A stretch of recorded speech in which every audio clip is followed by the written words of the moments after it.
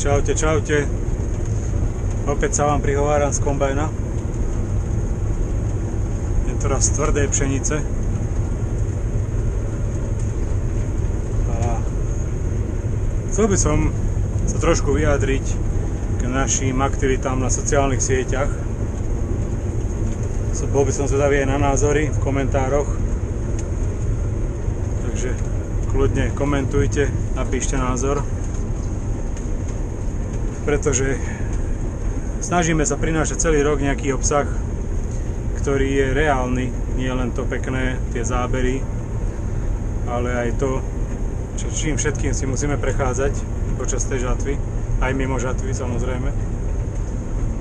A chcel by som hlavne apelovať na tie príspevky a na tie komentáre pod nimi, pretože niektoré príspevky majú dosť veľa dosahov, aj komentárov. A začneme napríklad takým, že pred žatvou sme dali príspevok, že aby trošku ľudia tolerovali to, že za chvíľku začnú byť na ceste kombajny, že to bude zase raz nejaký mesiac, kedy bude perno. A boli tam zaujímavé komentáre. V prvom rade by som sa chcel všetkým poďakovať tým, čo ste nás podporili v tom a ste nám vlastne napísali, že vy sa snažíte tolerovať a pribrzdiť a stiahnuť sa, keď je možnosť, a že si vážite našu prácu, takže pred vami klobúk dole. A potom je tu ten druhý tábor, ktorý dokáže napísať také veci, že niekedy sa nám rozumy zastavia, pretože napríklad tam písal nejaký člen, že prečo sa nepresúvame len v noci, keď není premávka, ale že cez deň brzdíme premávku. Tak chcem vysvetliť tomuto pánovi alebo týmto ľuďom, lebo viacerí tam boli takíto, že jednoducho, keď sa napríklad ide do Čiech, snažíme sa ísť v noci, ale veľakrát sa napríklad skončí parcela cez deň a treba sa presunúť na inú. A bohužiaľ, ten kombajn s duchom neprejde, musí ísť po ceste. A napríklad aj teraz skosíme pšenicu tvrdú, do ktorej keď zaprší, tak proste je znehodnotená. Teraz nikto nebude čakať do večera, aby sme mohli odísť z jednej parcely na druhú. To proste tak nemôže byť. To tak nefunguje. My sa snažíme bojovať s počasím a s technikou a s teplotami, aby tie stroje išli, aby sme zachovali bezpečnosť, aby nevznikol nejaký požiar. A do toho ešte ponáhľajúci sa šoféri majú takéto názory, takže to nám trošku tak akože vrta v hlavách, že či tí ľudia vôbec majú predstavu, čo to všetko obnáša.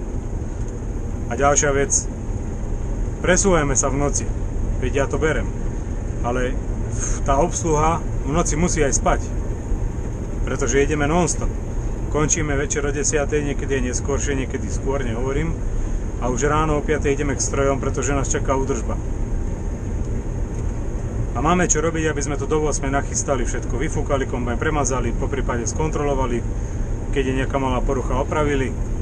Takže nie je to sranda, spíme fakt 4-5 hodín a ešte v noci sa máme presúvať. Hovorím, keď sa ide do Čiech, presúvame sa v noci, lebo to je iná vec. Ale ináč je to nereálne. Ďalšia vec. Boli tam nejaké komentáre, že máme chodiť po polnej ceste. Že nie po štátnych cestách, ale po polnej. Tak ja sa pýtam tých ľudí teraz, že ak rozmýšľajú trošku triezvo a zdravo, či máme takú infraštruktúru, že by sa dalo ísť len po polných cestách. To je prvá vec. Druhá vec. Ako by sme asi sa presúvali po polných cestách normálnou rýchlosťou, keď to vôbec nie je na to stavané. Polné cesty majú úplne iný účel. Nie na to, aby sa presúvalo z dediny do dediny, alebo ja neviem, z jedného pola na stredisko, kde sa parkujú kombajny. Potom ďalšia vec, ďalšie komentáre tam boli, keď som v Lani písal, že aby ľudia, ktorí si možno neuvedomujú, čo robia, nerobia to za to, že chcú uškodiť niekomu, aby nevyhadzovali špaky alebo sklo z auta, pretože tie suché porasty tam tak málo stačí a jednoducho nejde požiar. Tak tam písali ľudia, že veď aj tak sa to všetko vyváža do zahraničia. Ja sa pýtam, tak teraz je to už v poriadku, už to môže zhorieť, keď sa to vyváža do zahraničia. Veď to už je proti logike. Ja neviem, či si ľudia neuvedomujú, aké je dôležité poľnohospodárstvo a aké je dôležité, že niekto sa o tú úrodu celý rok staral, hnojil proste všetko, dal do toho plno peňazí a teraz keď má zožať už vlastne hotový produkt pre toho poľnohospodára, tak teraz to môže zhorieť, lebo aj tak to ide do zahraničia. Akože ľudia, nehnevajte sa, tí, čo to píšete, ako... Ja neviem, či ste plní zlosti, nenávisti, ale je to strašné. Potom tam bolo ďalšie, že však si to podpalujú sami tí ľudia na poisku. Neviem, možno, že sa to deje niekde, ale tu sa to určite, čo ja poznám farmárov, nikto nechce, aby mu zhorela úroda. Aj keď ju má neviem ako poistenú. To je môj názor. Taktiež, kľudne sa vyjadrite. Pretože ja neviem, že keď sa niekto o to celý rok stará, aby to potom zhorelo, či tá poiska, ja neviem, akože mne to hlava nebere, takéto veci, takéto názory. Takže bol by som rád, keby ste sa k tomu vyjadrili aj vy. A strašne by som bol rád, keby tá ľudskosť v tých ľuďoch sa niekde našla. Ja viem aj, že na tých cestách každý sa ponáhla, každý niekde uteká, veď ja to viem. A takisto aj niekto tam písal, že aj kamionisti sú dôležití, aj neviem, čo je dôležité, všetko je dôležité. Ja toto absolútne chápem. Ja sa ani nepovyšujem nad tým, že poľnohospodári sú niečo viac ako ostatní, lebo to není pravda.